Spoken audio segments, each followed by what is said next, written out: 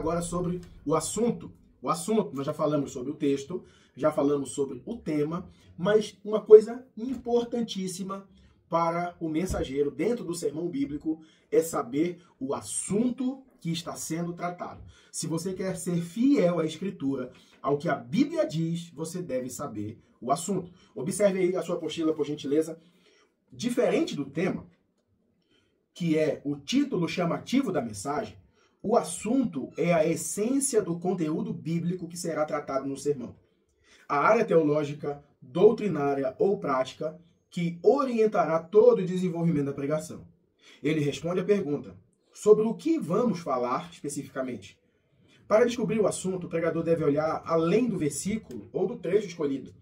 É essencial considerar o contexto anterior e posterior da passagem bíblica, a fim de evitar distorções e superficialidades.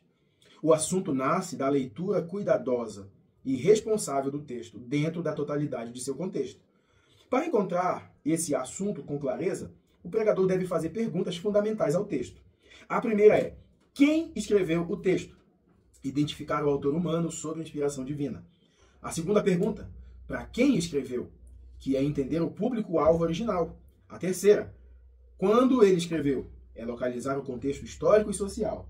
A pergunta 4: por que escreveu? É compreender a motivação e o propósito da mensagem.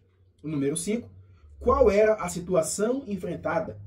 É analisar a problemática ou o ensino central. Voltando para mim, pessoal, o assunto, ele não está escrito no texto. Ele está por trás do texto. E para eu entender o assunto que está sendo tratado, eu preciso ler o contexto anterior do versículo e o contexto posterior do versículo. Aqui eu vou fazer uma hermenêutica, uma exegese, tá? Do versículo, do texto. Vou dar um exemplo ruim. Exemplo ruim. Filipenses 4,13 diz: posso todas as coisas naquele que me fortalece. Aqui está dizendo posso, aqui está dizendo coisas e aqui está dizendo fortalece. Eu, isolando esse versículo, eu posso colocar tudo que eu quero e eu já vi gente fazer isso. Você não tem casa nova? Não tem casa própria? Você não tem porque você não tem fé, porque você pode ter. Olha só o perigo. É isso que o texto está dizendo? Não. Ah, você não tem uma mansão, você não é milionário, mas você pode, porque você pode todas as coisas naquele que te fortalece. Não é isso que o texto está dizendo. Então essa distorção do texto pode causar uma heresia e você pode matar alguém.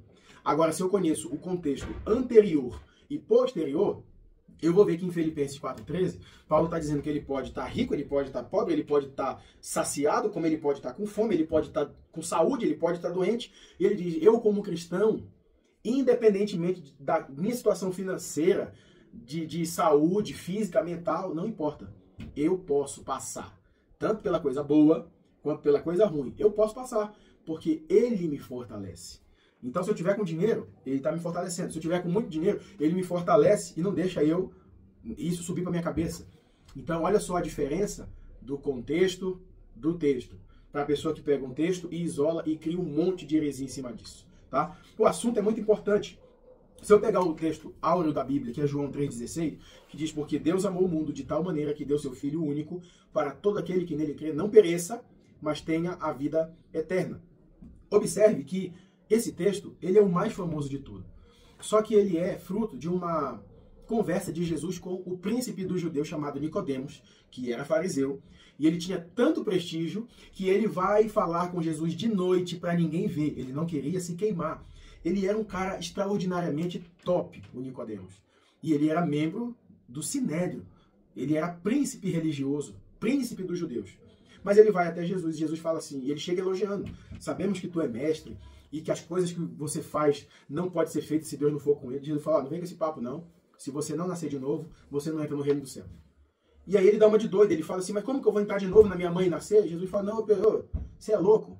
Você é pichuruco, biruleibe? Eu estou falando com você coisas normais, você já não entende. Você não é mestre, você não é príncipe dos judeus, você não está entendendo. Imagina se eu falasse coisas celestiais. O texto está falando do amor. Deus amou o mundo de tal maneira. A palavra amor eu vou usar no tema. Agora, qual é o assunto que está por trás disso? Se você ler, a palavra que é chave do assunto não está no texto. Porque o assunto aqui é salvação. E em momento algum, se você ler João capítulo 3, você não vai ver a palavra salvação. Mas, se você ler observando o contexto anterior e o contexto posterior, você vai ver que Jesus está falando sobre salvação.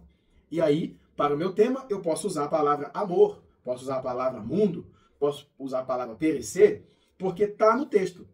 Então eu posso colocar lá as 3 formas que você pode perecer. A primeira é se você não aceitar Jesus. A segunda é que se você andar na impiedade, assim por diante. Ou eu posso usar o amor que move o mundo. O amor de Deus é incondicional. O amor que eu devo ter pela família. Estou falando de amor. O tema pode ser amor, mas o assunto é o que está por trás do texto. É aquilo que vai trazer sentido ao texto. E repetindo aqui, é bom a gente fazer 5 perguntas para que a gente consiga achar o assunto. Olha só, quem escreveu, para quem escreveu, quando escreveu, por que escreveu e qual era a situação enfrentada naquele momento. Aí você vai viajar na maionese e vai entender o cenário, a história que está se passando ali para entender o assunto. E para ajudar você, na última página, de novo, eu coloquei uma lista de assuntos. Então você pode ler o texto e olhar, o assunto aqui é fé? Não. Aí você vai ver o texto. É gratidão? Eu vou ler o texto tentando achar gratidão. Não é. É salvação. Eu vou ler, encaixou na salvação. Então eu deixei uma lista de assuntos para você ver eles e ler a Bíblia, o texto, para você conseguir achar o assunto. Tá bom? Esse aqui é o assunto dessa pequena aula de hoje. Qualquer dúvida, veja de novo, entre em contato com a gente que a gente pode te ajudar de uma maneira muito mais pessoal. Tá bom? Deus abençoe e até a próxima aula.